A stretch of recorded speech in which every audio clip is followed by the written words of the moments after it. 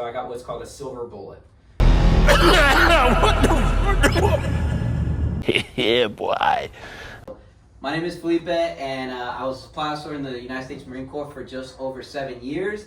And we got Bart, who was a sergeant in the Marine Corps for 4.5 years. 5 years. I was at 5 years. Yeah. 5 years. Yeah, I'll let you go ahead and introduce yourself. Yeah, 5 years. I was a 2621 signals intelligence operator / analyst. Sometimes did electronic warfare. And I'm 28 years old. This is Drake. I was an EOD tech for 4 years active duty, and then did about 3 years as a cavalry scout in Louisiana National Guard. Cool. All right. So hopefully whoever watches this enjoys it. And so with that, let's jump right into it. So the first one is branch, rank, time served, MOS, and then if you want to share your age. So my name is Drake Tavaney. I was in the United States Army and then in the National Guard. In the Army, I was 89 Delta, which is explosive ordnance disposal, and I did that the full time I was active.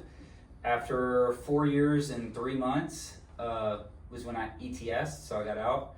I got out as a specialist, and when I first got out, I didn't plan on going into the National Guard, but I started school and realized I had tuition exemption, so the National Guard was a smart thing to do. So I was kind of like able to game the federal and the state system to make as much money as possible to go to school. So I joined the National Guard after I got out. Like I transitioned 3 years and 3 months of selective inactive reserve service or whatever.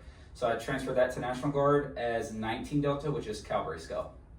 Specifically, my job designation was like for being a tow gunner on a Humvee. So like a mounted tow gunner. Yeah.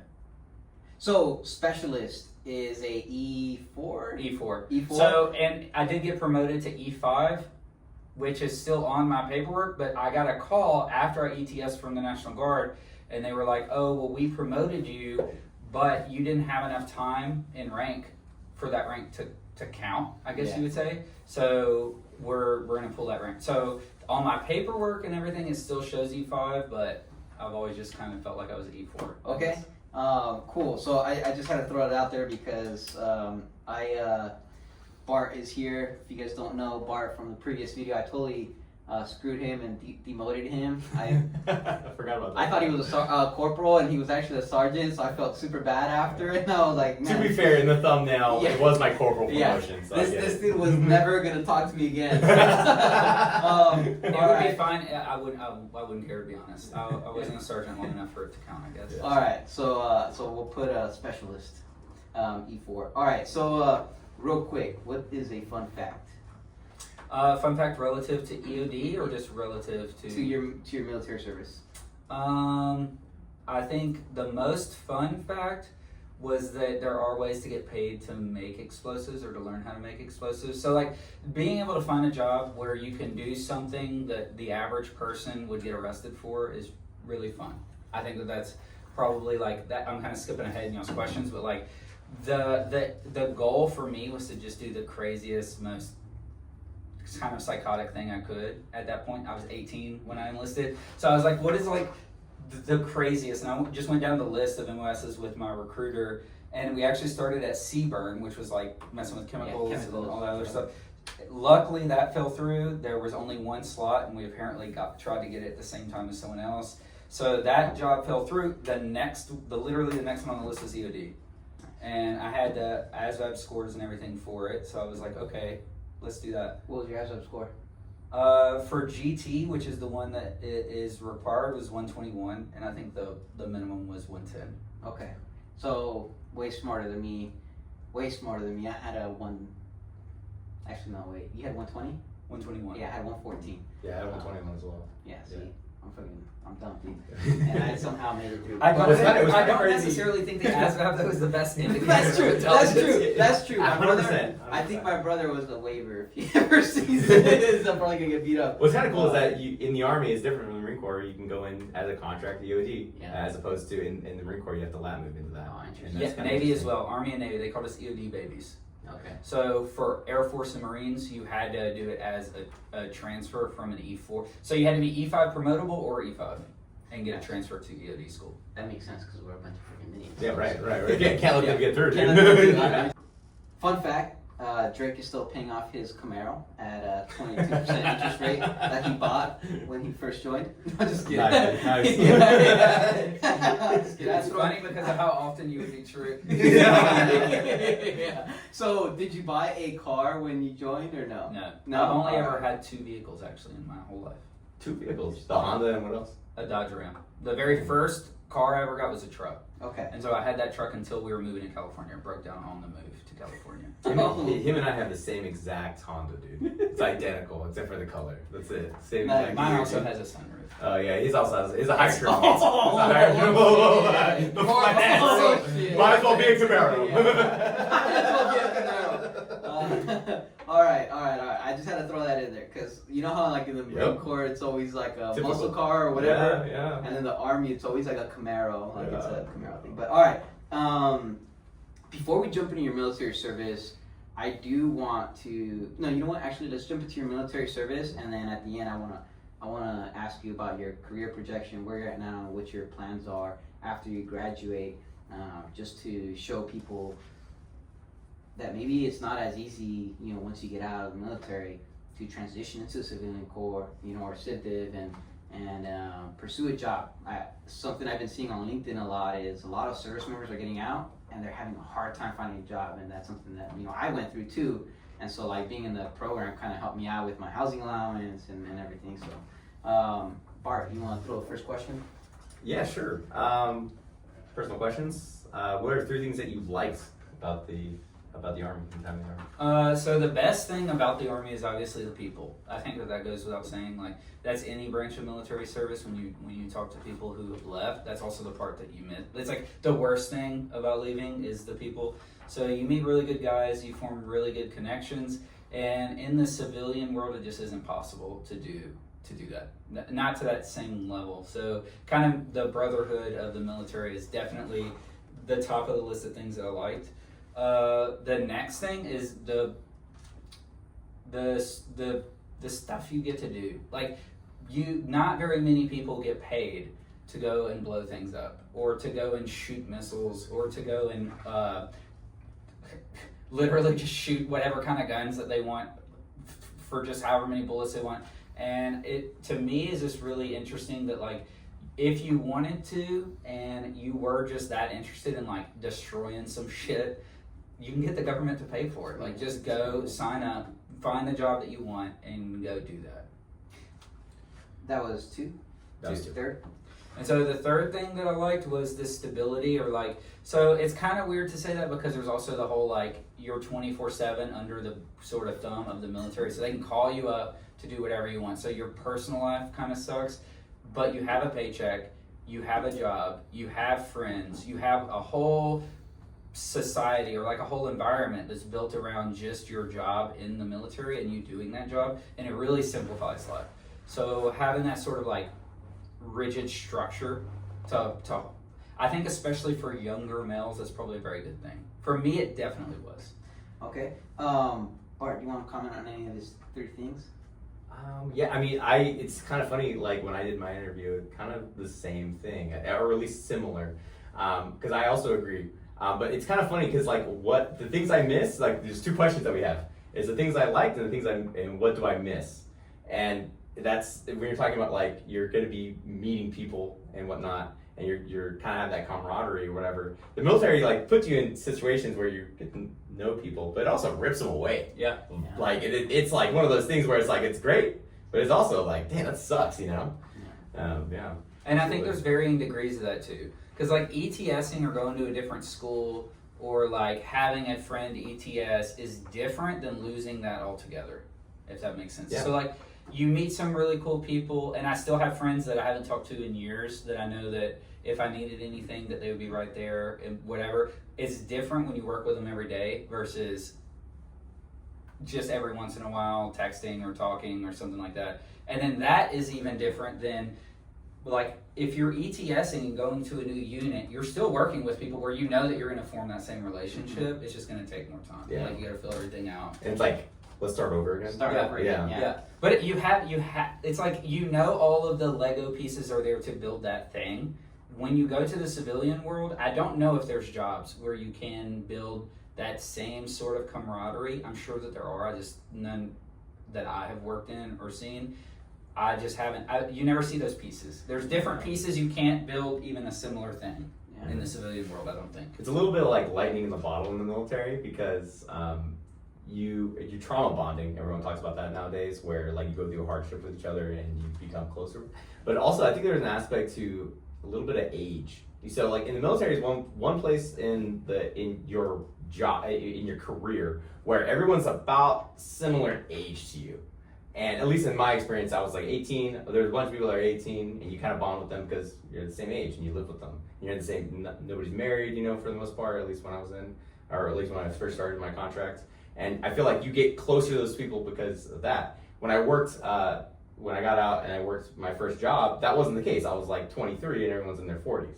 You can't really bond the same way. Yeah, it's different. Yeah. Also, there's no trauma bonding. So, yeah, no trauma bonding. I wanted to follow up. So, for your job, EOD, you guys blew things up. How often would you do explosive exercises? So you had certain things that were mandatory every quarter, and then you would have just for fun, sort of like FTX shit, and then there was also Code H, and then there would be actual EOD like response calls frequently. So I would say at least, from my experience at the 705th, once a week you were blowing something up. Damn. During a good month or whatever, if we were doing training, you would be out the range every day. Nice. Just blowing shit up. Oh, okay.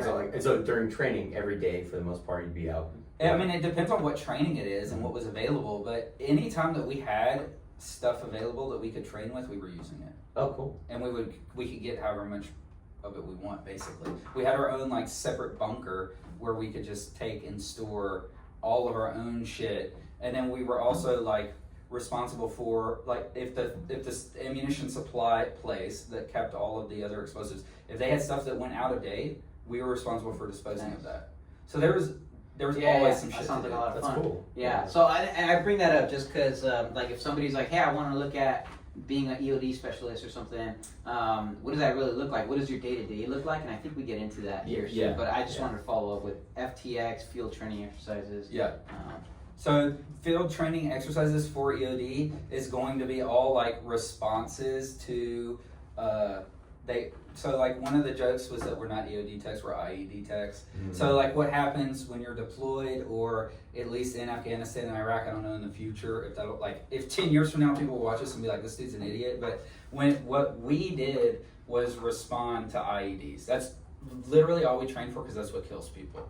So all of our FTXs were geared towards if 410 was out in the box running training, they would actually go through the procedure of we found an IED, call EOD to come and handle it. And then we would go out and if sometimes we would have actual explosives to kind of demonstrate stuff. For the most part, for that kind of response, it would be we would just simulate and be we're simulating that we RSP'd this thing, we've pulled it out for you, we got the robot to do everything, blah, blah, blah.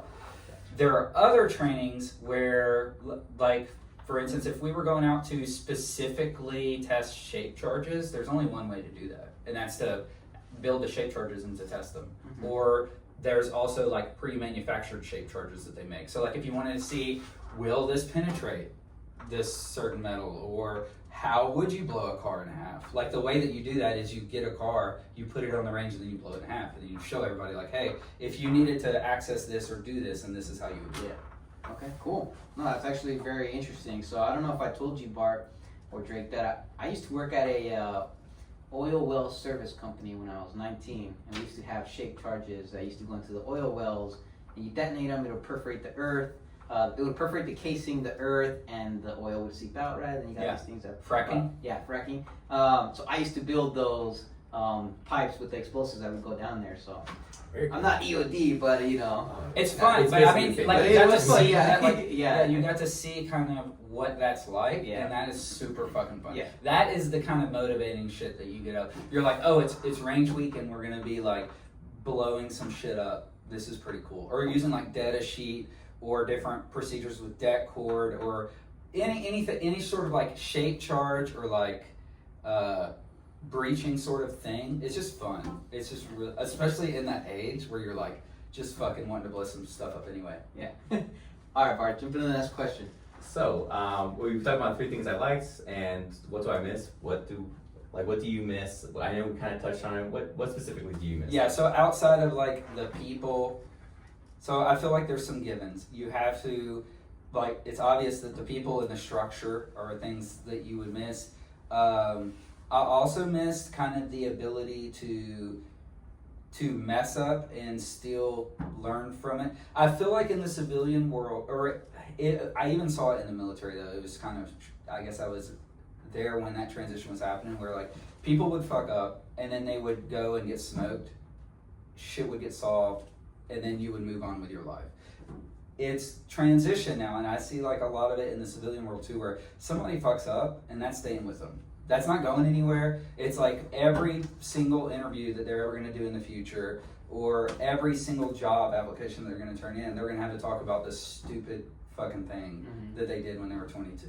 And that, I don't know, that rubs me the wrong way. So I don't know if that's necessarily the military that I miss, but sort of that way of handling things, I definitely miss.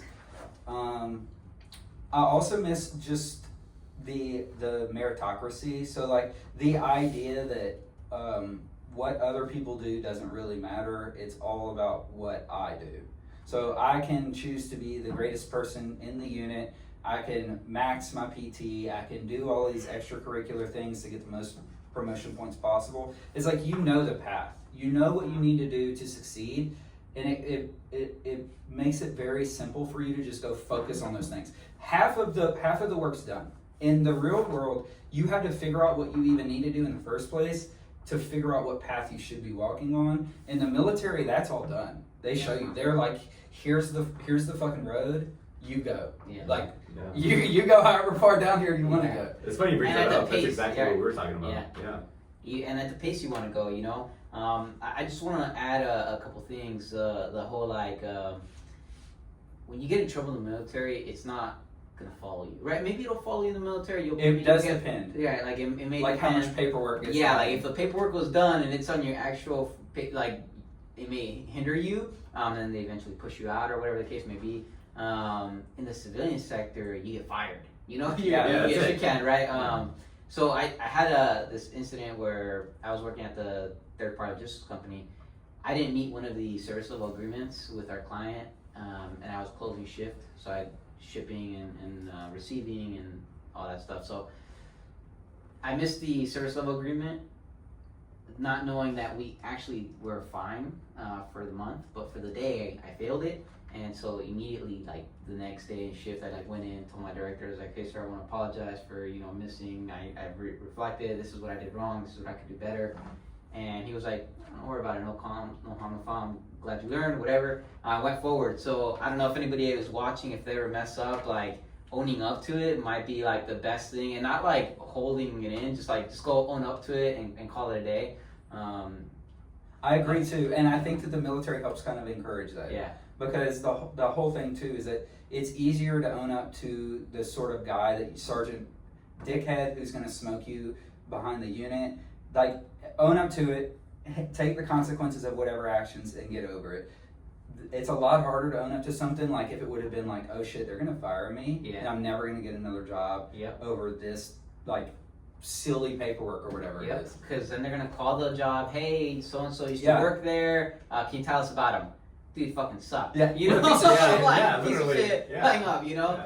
So it's something to think about when you transition from the military. I think integrity is super important. Yeah. So that I'll say that like that can be my third thing is the core values in the military, sort of what it stands for, the leadership, like the loyalty, duty, honor, respect, personal courage, integrity, and all of that other stuff. Integrity is the main one for me, but the fact that it's a system that's built on those principles, I think matters. Whether they get exercised or not is a different story. You'll see a bunch of like fat ass E7s giving people PT failures, and it's like, come on, dude. Yeah. Like what's going on? Who signed your PT? Or whatever. So it's not all on the up and up in terms of meritocracy or integrity, but for the most part, the fact that it's built on those principles, I think, is a good thing, and I do miss that. Because in the real world, people will say like, oh, we're really involved with safety. However, do this fucking job and we don't give up, like, you're gonna do what you need to do to make this happen. Yeah. So like, I don't know. It's really strange to me that a lot of that happens where you have like conflicting sort of ideals and stuff like that. In the military, it's not really conflicting in very many situations. It's pretty cut and dry. Like, this is what you should be doing. This is the right thing to do. Keep doing that. Yeah. Before we jump into the next one, when did you get out? What year? I got out of active duty in 2015, and I got out of the National Guard in 2018. What was your first job after coming out of the military? So while I was still in the National Guard, I was working at Walmart. Doing what? I started off as just sales floor in the garden section, because I was like one of the only people fit enough to like carry the shit around like this and everything else. So, like, send this guy outside. So like I did a corral, is what they called it. So every summer we would set up a corral, and I did pretty good at that. So I ended up getting promoted in like, I think like 6 or 8 months to be the sort of, I was the lowest level manager. I was like the top hourly person over the grocery side. So I completely transitioned to doing that. So it was like managing all the people for like their 2 o'clock like aisle cleanups, unloading trucks and doing all the signing, like we've received this at this time. These are all counting all the pallets and everything like that, and scheduling like inventories and stuff like that. So when you got out in 2015, how old were you? 10 years ago, 24. 24. All right. 24. How long did it take you to get the job from when you transitioned out to? Oh, it was pretty much immediate. Okay. So I think that was actually like literally I went and put in an application and was hired within a couple weeks. Oh, cool. Okay. But also it wasn't.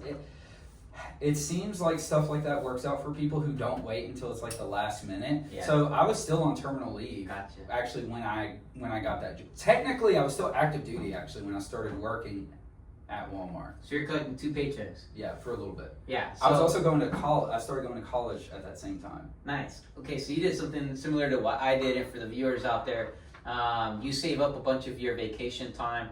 At the end, when you're transitioning out, you can take up to 60 days, and if like you get a waiver super fancy from a general, I think you can do 90 days or longer, but you do 60 days of terminal leave, which is you're using your vacation.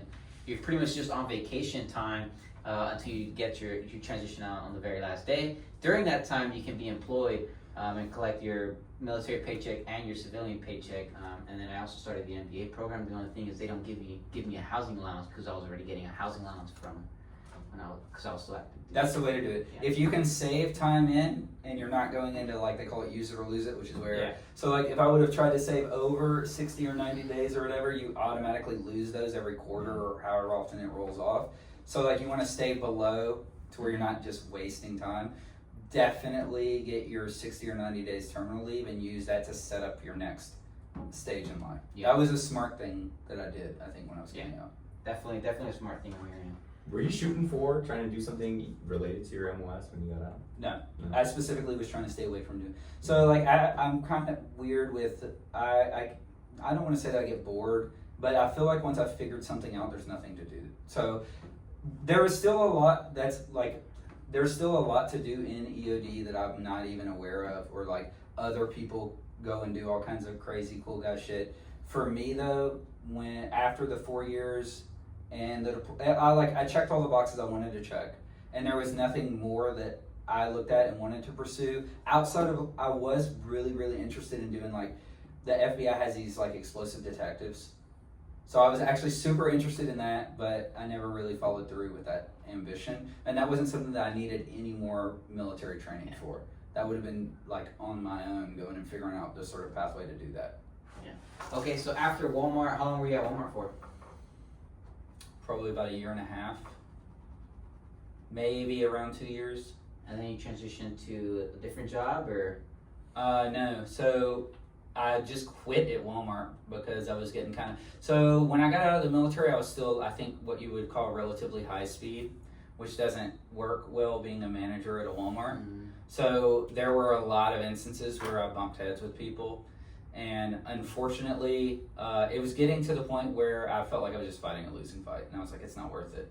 So I don't actually remember. I thought I might have. I'll have to go back and look at my transcripts because I thought I started school immediately after graduating, but maybe it was that I worked at Walmart, got promoted to manager, and then I don't know if I actually like quit as manager and then started working back in the garden section again to go back to school, or if I just quit and was like I have to go to school now. One of those two things happened. Because at the time too, I was just kind of overwhelmed. I tried to pick up a lot of extra. I tried to stay super busy, and I was kind of biting off more than I could chew. Okay. Yeah, and I get that. Like, I mean, coming out, I was school, summer program, internship, or doing my job. Like, I was just super busy, to the point where my mom was like, "Hey, like you're happy. You have it all, but you're not happy." You know? And I was like, you'll work yourself to death for no reason. Yeah, and I think that's a common trait we come out and we're still like running at full speed, and it's like pump the brakes a little bit. It's completely different. It's not you're not in that sort of like trying like the path. Like it's one of the things I said earlier about having the path there. In the civilian world, you don't have the path there, and I feel like the tendency is to just put your head down and fucking run through the brush. Yeah. And it's like that might not be the best. Yeah. Like you need to stop and you might be running through the wrong brush. Like where are you headed, bro? This like if you were staying at Walmart, like I can't imagine what would be going on. Like I mean, maybe it'd be okay, but maybe not. You know. I probably would be dead of a heart attack. Right, because you worked at Walmart, you worked at Amazon, you worked at a couple of these places. I'm like a manual labor person. Right. Did you go from Walmart to Amazon? No. After Walmart, so I quit at Walmart. I was still going to school, and I still obviously needed money. So me and a guy. So I also worked at a catering company. I completely forgot about that. I was working at a catering company, Maison, Louisiana. And me and this guy named Danny Piccolo, and there was a couple other people, but me and Danny were the main ones that kind of like ran this thing, like setting up venues and stuff like that. And after I got out of Walmart, Danny was doing kind of his own thing. So he was doing like some rent house renovations and building fences and just whatever odd jobs. So I just kind of tagged along with him and helped him and got paid out that way. So I did that, and then Danielle got accepted to Loma Linda in 2017. Okay. That's my wife, Danielle. Got accepted to Loma Linda, and that's what brought us out here. So 2015, I get out. I'm working at Walmart for probably a year and a half. I went to school somewhere in there. I was working at Maison, Louisiana, and I worked with Danny. And I don't think there's anything else notable during that time. Oh, and I was in the National Guard. Yeah. Well, so I was in the National Guard too. So like I was doing all of that shit, and it just, I don't know what would happen if I would have stayed there doing that. Danielle got accepted to Loma Linda in 2017, so that doesn't matter. So 2017 we moved here. That sucked because I was living in Redlands, but I was in the National Guard, Louisiana National Guard. Mm-hmm. So I was having to fly back. So I did that like 3 or 4 times, and then they were like, it's cool. That's pretty cool. So I feel like no other job would be like that. You know what I mean? Like you had to show up once a month. I think I had 3 more months left, and I think that's the reason why my time is weird. So like instead of 8 years, I have 7 years and 6 months. So they just basically like they did like an honorable early separation thing. Cool. So got out of Louisiana National Guard, which honestly that was, I don't know, maybe I lucked out there. I was trying to get into California National Guard, and I was driving to Ontario. I literally drove up there and was trying to meet people. I was calling every fucking day and never got anybody. I emailed like the person. What's actually crazy is they were getting ready for a deployment, and I was like an EOD tech that already had a deployment and like had all of this shit. I had my security clearance and everything, and I was like, "Take me, like I want to go." Please, let's go. Oh God. I literally never, to this day, have never heard anything back from those people. Wow. I think that is pretty wild. That's wild. Where in Ontario? Ontario. There's a California. Ontario, California, by the way. Yeah. Not Canada. Yeah, I mean, I see the signs all the time. I think off the 210. For the armory over there? Yeah, the armory over there or something like that. I had drove from Riverside, or from Redlands to there at the time after I called a bunch, and no one was there. And I did that like 3 times. And like, wow. We're just like, what That's the wild, fuck? dude. Like, there's no one here. There's never anyone here. You know what's crazy? I drive by like the recruiting office in Chino, and when I used to like drop off shit at FedEx, they were never there.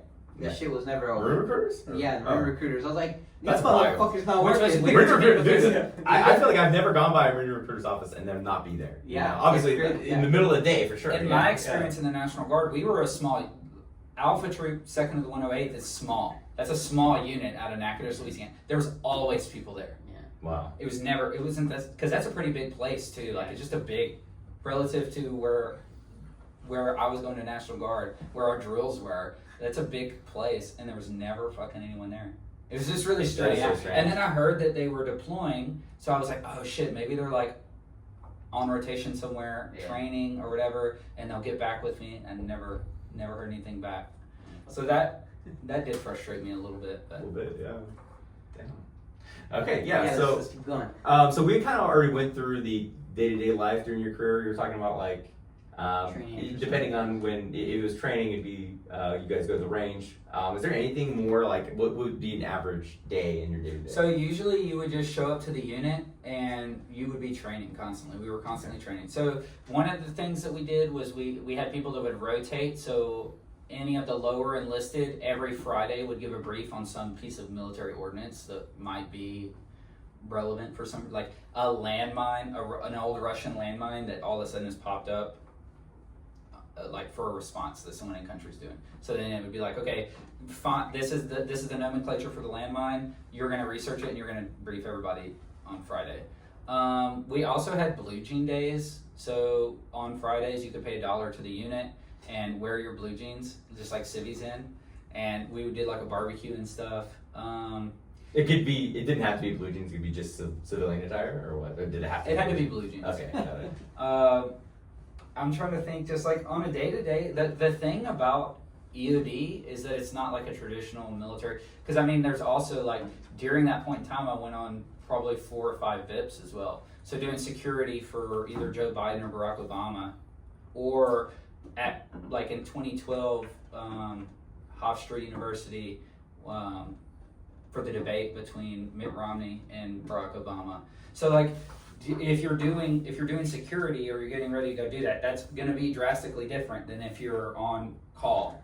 Because if you're on call, then you're kind of like waiting for the police department in New Orleans to call you to say that like some asshole's been making explosives in his apartment and now we need someone to get rid of it or whatever. Or we found a landmine in the box and then you go out there and it's a hubcap.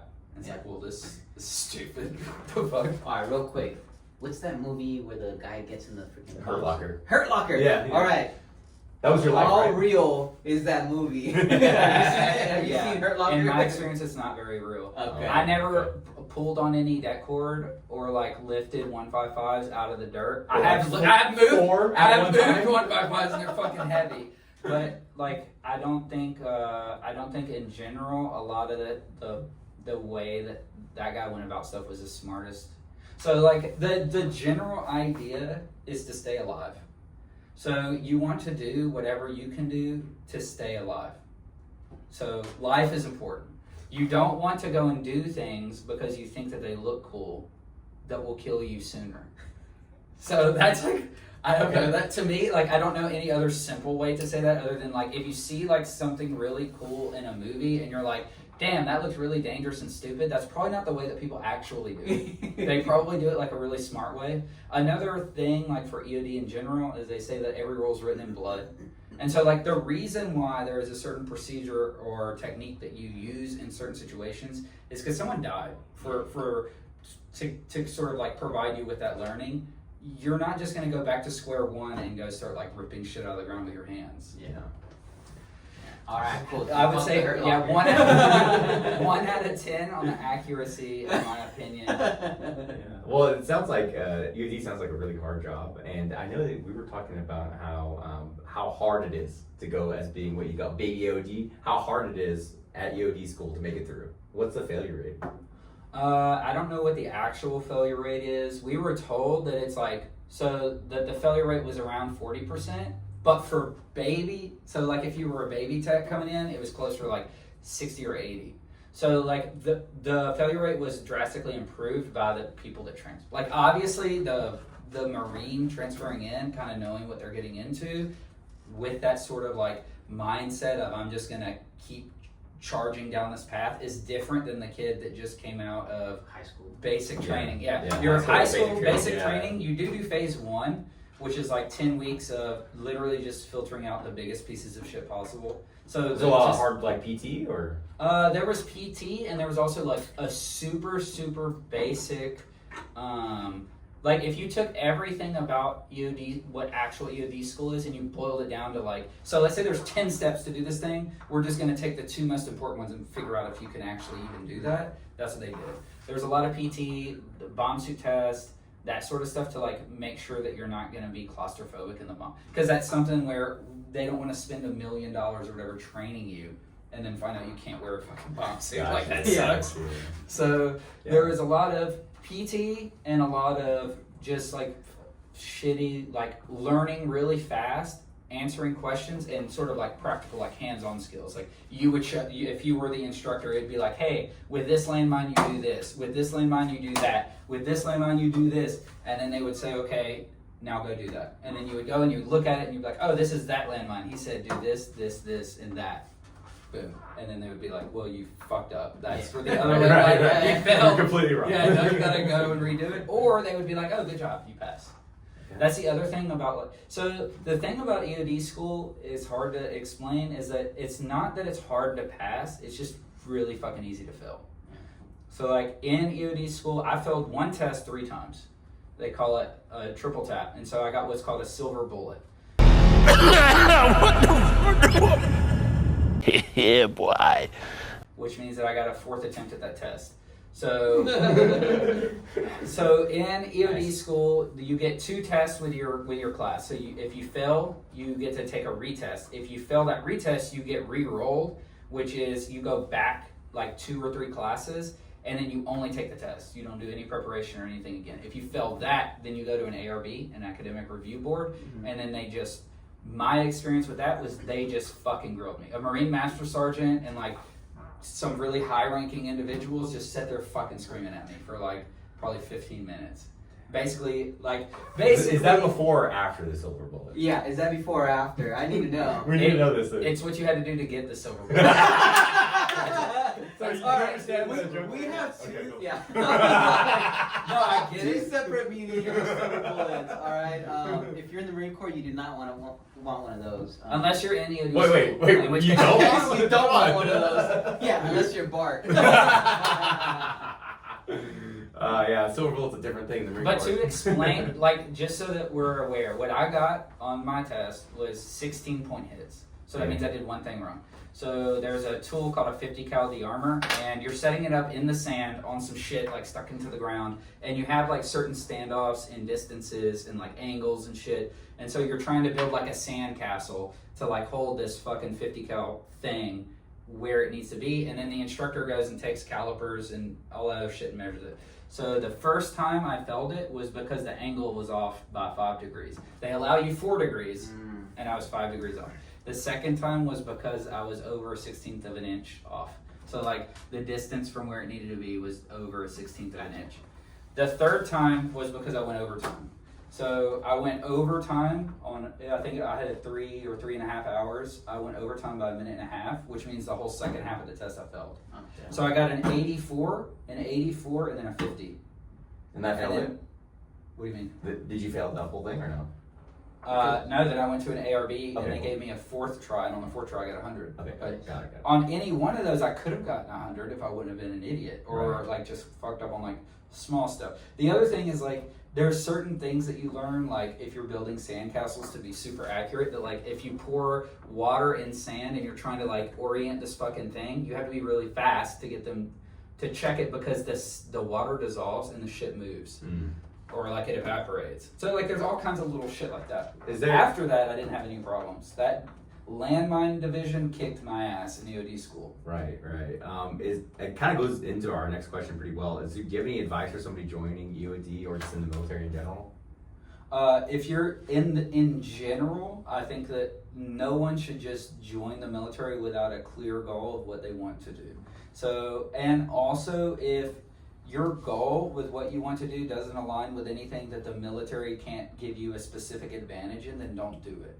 So like the military can give you specific advantages in certain jobs, like blowing shit up. There aren't a lot of places, maybe if you're fracking, but that is still a different experience. You're still going to be blowing shit up, but it's not going to be like as much for funsies. Mm-hmm. So if you were interested in like energetics and just wanting to learn how explosives work, or if you're wanting to learn about, I don't know, chemical weapons for whatever reason, go find where the military trains you to do those things and then do those things. Then the next thing is that even if you just want to join the military and you don't have like a certain goal or thing that you're interested in, I highly suggest you join the most selective thing you possibly can fit into. So whatever that is, if it's special forces, if it's EOD, if it's do a job where you had to have really specific training and skills, because that will transfer over. You need to not be expendable at all costs. Yeah. Like you need to be doing something more than just, I run real fast and I shoot good. Everybody does that shit. So like if that's all that you have and you're expendable, you're not gonna go anywhere. So try and get into, we call them STAR MOSs. I don't know what the actual name for it is, but the more selective jobs. And like worst cases, you fell out and then you end up in the doing whatever bullshit big army stuff you were gonna do anyway. Because if you roll out, like one of the big things for the Navy was if people rolled out of BUDS, they ended up in EOD. That's not that bad of a game. Right. Like if you're shooting to be a Navy SEAL and you end up in EOD school as a failure through BUDS, that really is not that bad of a drop. If you're going through school to be a trucker and you fell out of that, like what are they going to send you to do? Like I don't know. Infantry, military. Yeah, Navy. So funny because in the officer side, pilots, right? They go to the 3-year training in the Marine Corps. They have their aviation school. If they fail out of that, they're most likely come to be a supply officer or some like admin job, and that fucking fails. You know? Yeah, I bet. Being a supply officer? Worst job in the Marine Corps, right? Yeah. I'm just kidding. Best job I ever had. No silver bullets there. No, none. Do you have any advice about re-enlisting or EASing that? Well, I didn't re-enlist, so I don't know if I really can speak on that, other than hopefully you're in the military at a good time. So for EOD, that was kind of part of the reason that I joined as well, was to make a lot of money. And so re-enlistment bonuses for EOD were fucking insane, except for when I was re-enlisting. So they did the 2012 or 2013 when Obama did the first like cut. Yeah. And so what happened with that is that the way that they cut money out of EOD was that they halved the sergeant slots, which meant that no one was fucking promotable. So you went from, it was literally like I think $398, which is like PT. If you qualify with your weapon, do PT, and make it through EOD school, then you're there. It's a free you're just getting promoted to E5. It went from that to $798, which is maxing. So you had to have a degree, or you have a bunch of like weird, the Army online technical courses. Right, I can't even remember. Right. I don't remember shit about them. I was like clicking through them to try to get as many hours as I could. But it was like Microsoft Word and all these other things you would go and do. And you were trying to get enough credits to max out your civilian education section. So that was a dark period in time, having to click through all these slideshows. But so the promotion points maxed out, which meant that no one was getting fucking promoted, which sucked. So you're missing out on that money, and also just like this sort of like, you want to be a sergeant? Like no one wants to be a specialist forever. Some people do, but not everybody wants to be a specialist forever. And then the re-enlistment bonus. So when I was in Afghanistan, I still remember my first sergeant coming and talking to me about re-enlisting, and it was so the re-enlistment bonus for me was $1,200 for 4 years. And I was like, $30, I don't know, $30, $50 a month for more of this shit? Like, no, thank you. No, thank you.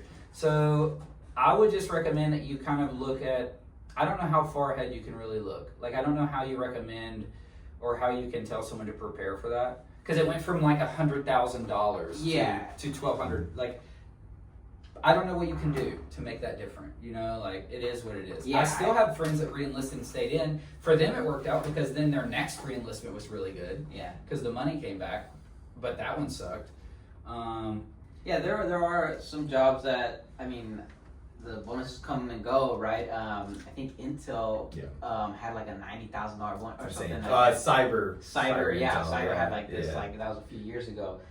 So you didn't re-enlist, and now we know you probably didn't re-enlist because of your shitty bonus. That was a contributing Was that factor. like a tribute? Okay. What was the main reason?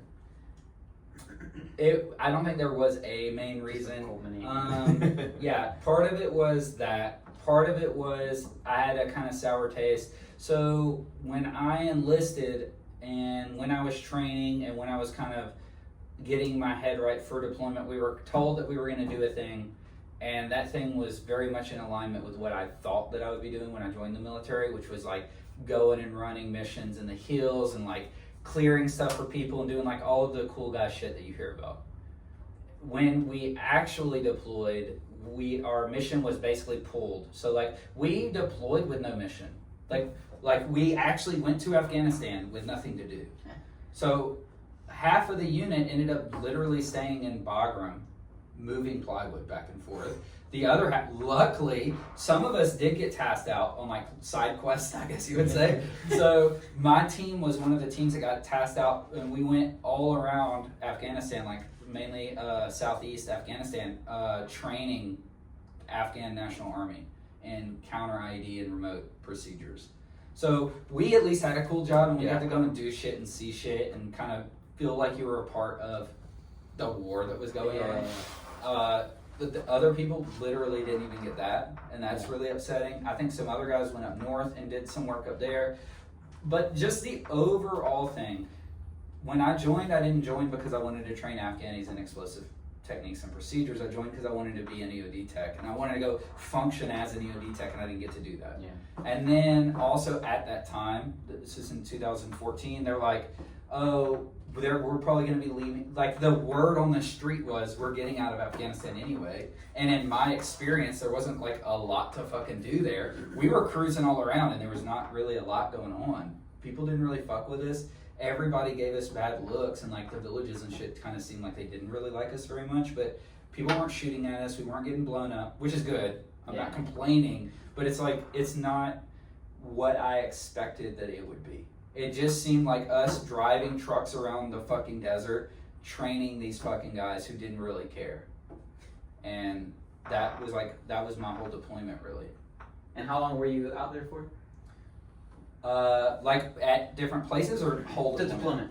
So the whole deployment was only like 7 months. Okay. September to April. Gotcha. Back in 2014? Yeah. I was just 2013 curious, to 2014. Got it. because I remember there was like year-long deployments, 8 months deployments. Yeah. We were supposed to have a year-long deployment. We were supposed to be having like some cool guy shit jobs to do. We ended up no jobs, and then our deployment got cut early because there were no one. Our unit never got like an area of operation to do EOD shit. We were kind of like on Bagram. We were just hanging out with a unit that was there that was doing EOD shit, moving their plywood and doing their pitch work and stuff. And then on Kandahar, we went to Kandahar, and all that we did there was kind of hang out at like, I don't remember if it was a Navy EOD tech compound or what the compound was that they kind of gave us our own little space. From there, we did a couple like training missions, and then we went to Spin Boldak, which was a really small place on the Afghan-Pakistan border, and did some training out there at an old British castle. It's like this old clay castle fucking thing that the ANA used as their headquarters. Yeah. And so we trained there. That place was kind of crazy. There was a lot of people shooting and stuff like that, not directly at us, but it was always in the background of what's going on. I guess on the border, people were always getting pissed off and fighting and shooting and stuff. And then Hatal, we went to a really small ODA compound called Hatal and trained some Afghan special forces guys there. Did they look like special forces? They were pretty high speed. Like, so one of the most interesting things about these guys was that they knew English. So no one there knew English. These guys knew English, and they were pretty high speed actually. And then Camp Lion, which was a Norwegian special forces like joint. I don't even know if you'd call it a cop. I don't know what it was. It was like a gym that they built out in the middle of the desert in this mountain that was right next to an A&A compound, and the A&A never fucked with them. They never got shot at or anything, I guess. Which, I don't know. I heard a couple weeks after we left that they did get ambushed and a couple people died, but while we were there, nothing crazy happened. Those guys were psychopaths. Really? Yeah, they would go running up fucking mountain. So they had this like challenge to go run up this fucking mountain and back. And you would have to see it to believe it, but we weren't allowed to go on it. But if we did, it would probably take about an hour and a half round trip, and a dude did it in 15 minutes. Jesus. They were the most fit group of human beings I've ever seen in my life. That's insane. And they all looked like Thor. I was gonna say, like, Legit. how do they look like? So they look Yeah. like Thor, not like you see in Some like skinny, small, some big Thor, but they all like had the Thor look about them. Got it. It's pretty interesting. Even their cooks, so we did shoot houses with them, and their cook shot better than anyone in our unit. Oh shit. So it sounds like you got some wild stories. Do you have like a favorite wild story, just in general from the military? I think the only story worth telling is the time that I got tricked into thinking that I murdered someone. And so that was like that like caused some psychological trauma for sure. Nice, So, dude. It was before, so I did air assault training before deployment, and when I got back, I think it was like the weekend that I got back from air assault training, I got really drunk and passed out in front of the barracks. Well, okay, so I'll tell you the story that I was told and that I believed until I got out and actually got the paperwork to see what happened. So I pass out in front of the barracks, and the CQ guard, in uniform CQ guard, who's like out doing his job, runs into drunk fucking specialist Tavanny. And he tries to wake me up, and apparently I get aggressive with him and I push him off. Or they say I choke him. We don't know which one of the two happened, okay? Big difference. At this point in time in my life, either one was believable. To be Okay, honest. all right. So I was a piece of shit for sure. So I got arrested. I got charges pressed for assault on the guy, and then the military throws on their whole string of like disorderly conduct, actions unbecoming, all of this other shit. So I got an Article 15, a summarized Article 15 for that, and had to go to ASAP. And basically I spent Army Substance Abuse Program. Okay. So I basically spent like the next 2 years in ASAP, which was not fun at all. But so I'm in the ASAP, I'm learning everything. I also had to rejoin my unit. So I lost my security clearance, or you don't lose it, but it gets flagged. Yeah. While they're doing the investigation or whatever and everything. So I lost my security clearance according to like what I could do at the unit. All of this shitstorm's happening, and I'm still like under the impression basically that I choked a CQ guard out, and that was like the joke around the unit was like, Specialist Tavanny's gonna fucking choke you out. So that happened, and then after deployment, we got back from so all of that is kind of in the rearview mirror at this point, right? After deployment, I'm sitting in, and so we have like this room where I used to work on kind of like electronics and building like test switches and stuff for IEDs. So I was sitting in this room, like actually working, doing some productive Drake shit. And all of a sudden this guy comes in, and so I'll tell the backstory later, but from my perspective, this guy comes in and he's an MP. So he comes in full uniform and everything, guns and shit. I should have known when it was just one guy that something was up. But one guy comes in there and he's like, hey, are you Specialist Tavanny? And I was like, yeah. He's like, hey man, I gotta talk to you about something. Is it alright if I check your pockets? So he checked my pockets, like cleared me of any, because I have a pocket knife and shit like that. And he's like, I need you to understand something. And he like brought up the case, like me choking this guy. He was like, he got a blood clot and died from that, and his family's pressing charges. And so I'm here to arrest you. Like, you're now getting arrested for like Murder, manslaughter, basically. Shit. And I was like, God. holy fuck. Like, my whole heart dropped. And I was sitting in a back room, too, so like they had to parade me in front of the whole fucking unit. So he arrests me, brings me out of the fucking unit, and then takes me into his car. And then when I'm in the car, when he sits me in the car, he slams the door, and then I see people come running out the unit, like laughing and shit like that. So then I'm like, what the fuck is this? So then he tells me, so this guy was a transfer. He wanted to transfer from MP to EOD, and he was at the unit talking to him, and one of the sergeants there was like, hey, you know what would be funny? Is if you fucking did this to this guy. So that stuck with me for a while. Fuck, dude. That was insane. So That hold was- on. Was he like, I'm just fuck you to get the fuck out? Or... They just like opened the door. Like the first thing I remember was there was a sergeant there, and so we had been working out earlier that morning, and I said something about his tiny shoulders. Nice. And he said, "Oh, whose shoulders are tiny now?"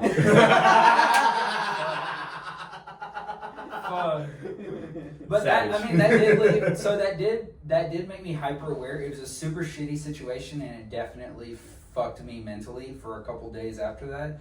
But it did make me like really aware of paying attention to the consequences of my actions. There was a positive lining to that situation in general, but all in all, that was pretty fucked. And I think it's pretty wild. I'm Very pretty wild. sure that you would get sued doing that shit. Like, Yeah, literally. Anywhere else. That's weird how the military is, man. Like, there's like things that you can kind of like. I mean, it sucks. You get punished for little crap, you know, not wearing your web belt to the PX or whatever. But at the same time, there's things that like you should have gotten severely punished for. And Yeah, trick this guy into thinking he murdered somebody. Yeah, you know? Yeah. It's crazy, man. That is a wild story. But we talked about this, and I think in every interview you ask, what is it, or was the military everything that you thought it was going to be? No. No. Well, I mean, but some of that was good though. Yeah, and I think you alluded to it when you were talking about like, hey, I thought I was gonna go do Yeah. this, and it wasn't that. Yeah. Don't need to recap that one. What's the next one? It's a two-parter. What would I have done, or what would you have done differently? I would have. So the first thing I would have done differently is I never would have drank in the military in general. I honestly. What do you think- mean? I get Everybody it. listen. You're gonna have to believe me. I get like what you're gonna want to do, what your stupid fucking early 20-year-old brain's gonna tell you is fun to do with your friends. It is. If you actually focus on your job, you actually focus on your physical and mental discipline and getting good at your job, that will reward you so much more than going out to the strip clubs with your fucking friends on the weekends. Especially if you have tendencies to not know your limits or to do fucking crazy shit like choking CQ guards when you get drunk. If you know that you're that kind of person, the military may not be a good place for you because you're gonna run into other people like that, and they're gonna fucking figure out how to get you to do that shit. And I highly recommend that you stay away from drinking if you're in the military, just in general. I think my whole military experience, at least the start of it, the first couple years, would have been drastically different if I wouldn't have been drinking. Yeah. I mean, that's a good point. I rarely drank. I got it out of my system kind of in college, but I saw it all the time, right? I know like your story is kind of funny, but it could have gone way worse. You could have got bumped down. You could have got your pay taken away. You could have got. I could have actually killed that guy Yeah, too. you could have I mean, that's a actually whole killed that that's a whole guy. nother Yeah, thing that you don't think about Yeah. when it's like, oh, I'm gonna go to the fucking strip club with my boys. You don't think about, well, is drunk Drake gonna like fucking punch someone in the face and kill him, or Yeah. like what exactly is about to happen? And that was the kind of stuff like that sort of mentality. Almost, it's like you feel like you need to be rewarded for that shit. Like, oh, I went out to this place and got in fights and fucking did all this Yeah. rowdy shit. And it's like, bro, that's really stupid. Yeah. But like 20-year-old me was like, this is fucking cool. Yeah, and you know what's crazy? And I'll tell a story, and I don't think I've ever told it. And when I was at the basic school for the Marine Officer program, after you go to OCS, you go to the basic school in Quantico. We had a lieutenant, and we used to go out downtown Fredericksburg, and they had a bunch of bars there, and everybody knew that you were a fucking Marine because you got the haircut, and like there was also other Marines there that weren't in a training environment because we were still training to be rifle platoon commanders, to be like actual officers, and then we get pushed out to our MOS school and in the fleet. We had a guy there. This dude was like kind of built like you. Swole, stocky. He was like a lineman and something like when he was in high school and college in football. And crazy shit, real story. Some dudes, random dudes, were picking on this guy on a wheelchair. I remember, I'll say his name, Lieutenant Aiken. He defended him. He like went up and was like, "Hey, leave this dude alone." The dude swung at him. He knocks both those dudes out, sends them to the hospital. Gets pressed charges, gets dishonorably discharged. Like the people press charges on him. I'm pretty sure he got dishonorably discharged, or he never promoted. He got out as a second lieutenant. You know, like it. Yeah. he went. He was going to go do big, great things, and Yeah, he stuck up for someone. Yeah, stuck up for someone. Could have had a whole different career. Crazy stuff. But like, just trying to do the right thing, and then it went sideways. But I'm sure he was also intoxicated, right? Like, he probably could. That's the whole thing. They used to joke about that. Like, even if you get struck by lightning, if you have been drinking in the military, they will find a way to make it your fault, and you're fucked. Yeah. And so it's like, I honestly believe, just in general, alcohol is not the best thing for your body, and especially at that age, like, focus on learning as much as you can. Take all of that time that you would spend out at the strip club with your friends and actually go through some technical manuals to learn some shit. Figure out what the things are. So the other thing too is like, you should immediately be able to tell the kind of people, I don't mean the cool guys at the unit, but the people that know their shit. Figure out how they learn that. Like, start talking to those people to like pick their brains about what they know about the job. What did you learn on deployment? Who else were you with? Like, what you have to put together a full piece of the picture of like, your job actually relates directly to whether you live or die. That should be your mentality. If you don't have that mentality, then you're wrong in the military. In general, I don't fucking care what your job is. That should be your mentality. If you're out drinking at the strip club, you're not learning things that are going to help you stay alive in a combat situation. And I really think that I really wish that I had someone pull me aside more. And people did. It wasn't other people's fault for my actions. I really wish that I had someone more shake me and just be like, dude, look, this is what it is. This is what you're doing. Stop doing that. But I think there were a lot of younger guys around me that didn't have a good perspective. They were just better at staying out of trouble than I was. So it's much more noticeable with me. Sure. The other question was, would you do it over again, right? Oh, I definitely would. Yeah. Not on my sheet. No. Okay. Yeah. Well, I definitely would. I don't think I would stay in longer or anything like that, but if I could redo my first 4 years in, I would do exactly what I would try for something more like, I don't know, Navy SEALs or something like that. At that point in time in my life, I think it's something that I probably would have been good at. But I don't know, because also I love EOD. Like, it was probably like the coolest job to just go and do. Yeah. Yeah, I mean, it was super fucking fun. Definitely, yeah, it sounds like a great time. Definitely way better than supply.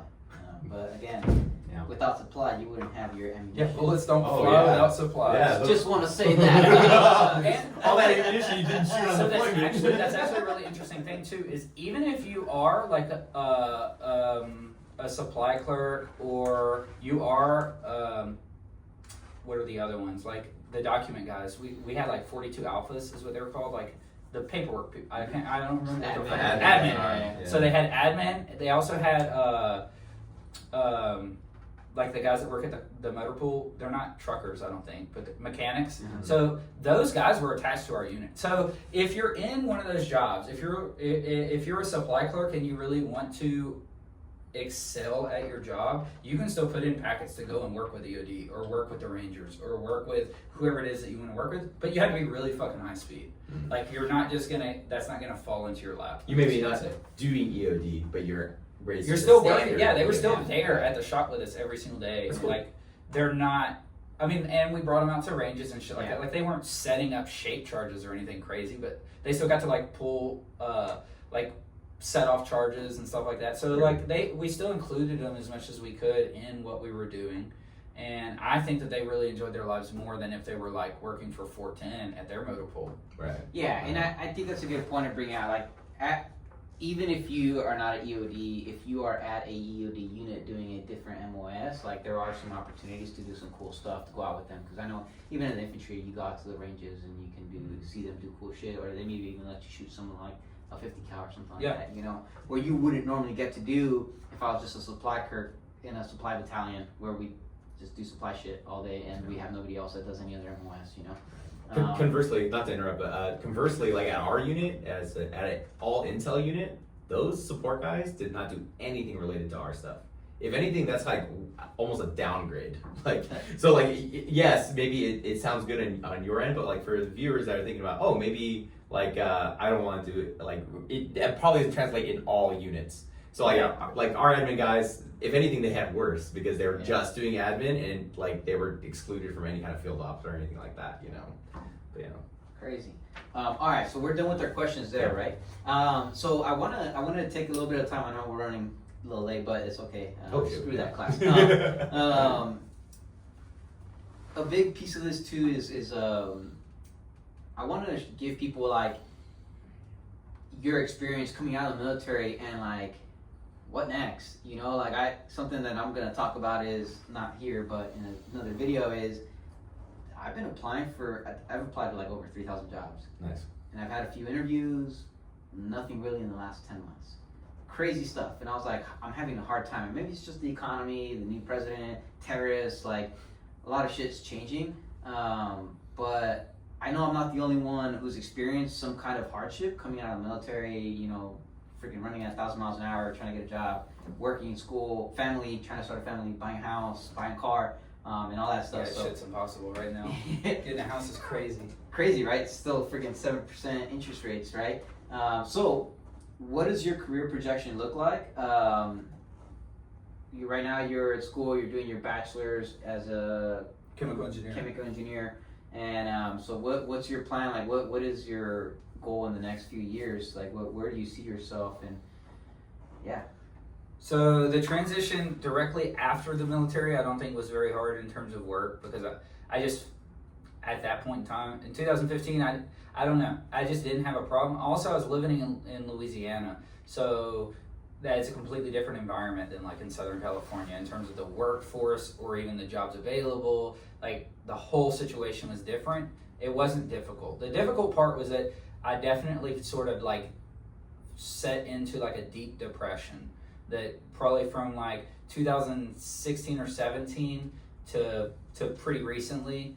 I would say when I started school again, like seriously started school again, was when I kind of like snapped out of that. It gave me sort of like more motivation and purpose in life. But for that whole stretch of time, I wasn't aware of it, but I was definitely like looking back on it, super depressed, unmotivated, not disciplined, just kind of just going with the flow with everything, which isn't necessarily a bad thing, but with certain personality types, it's a bad sign.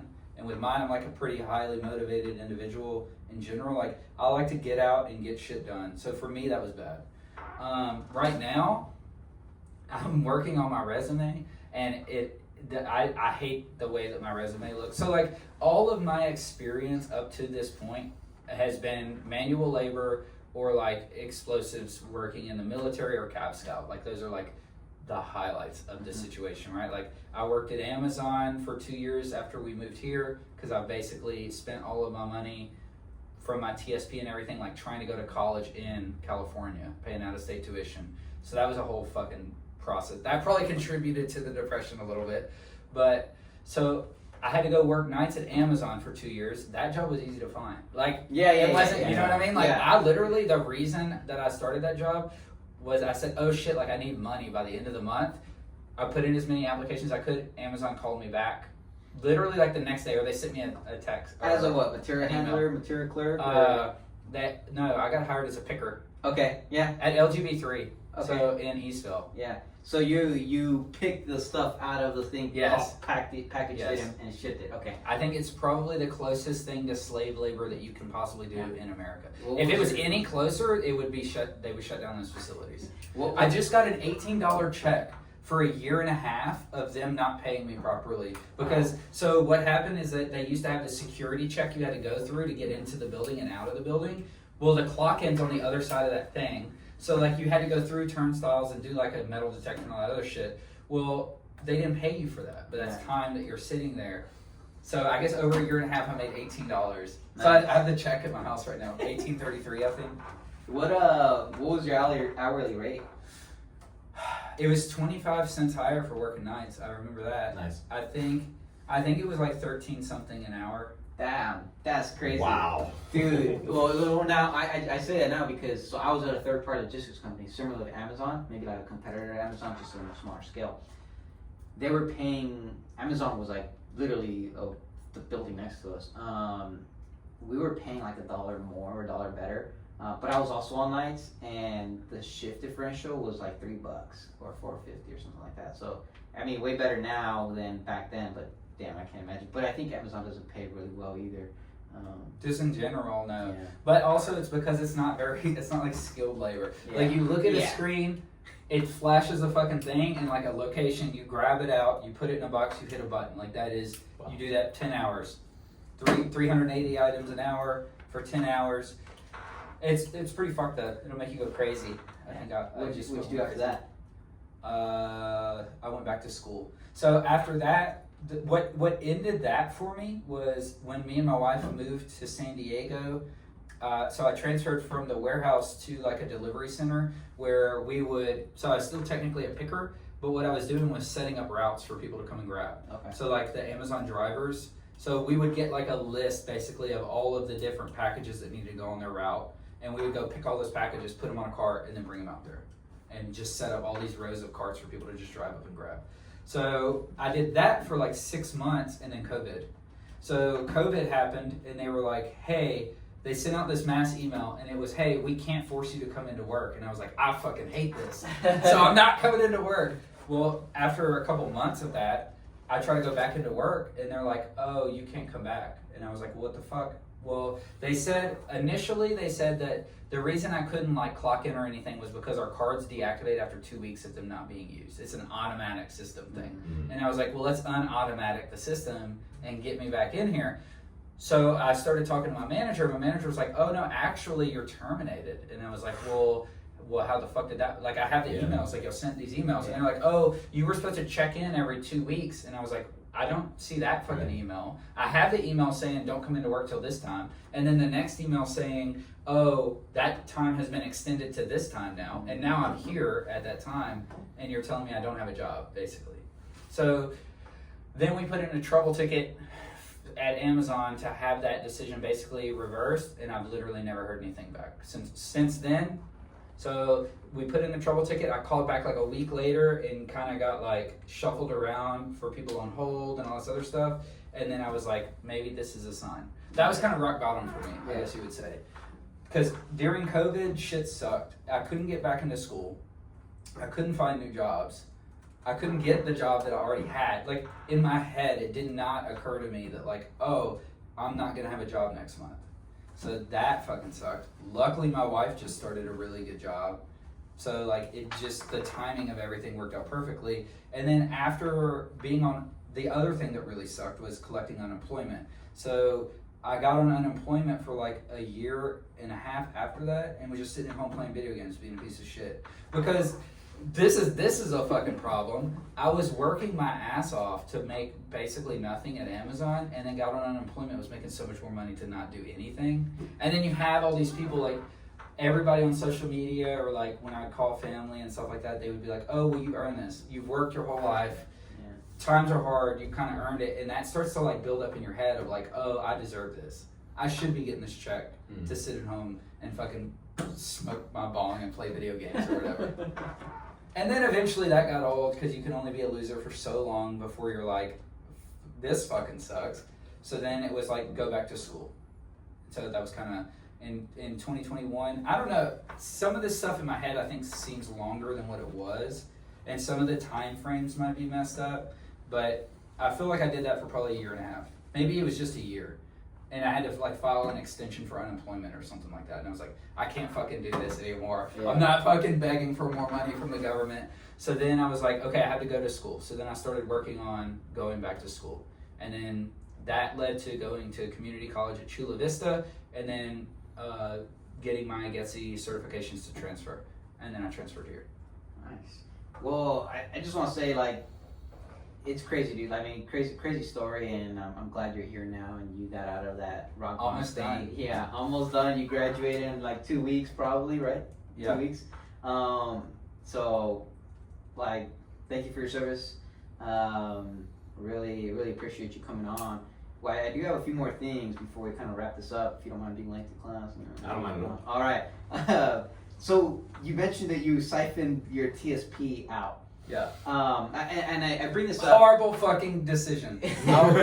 Like at that point in time, I basically had to I had no other source like of money. I don't have family or friends or anybody. At that point in time, I moved away from everybody.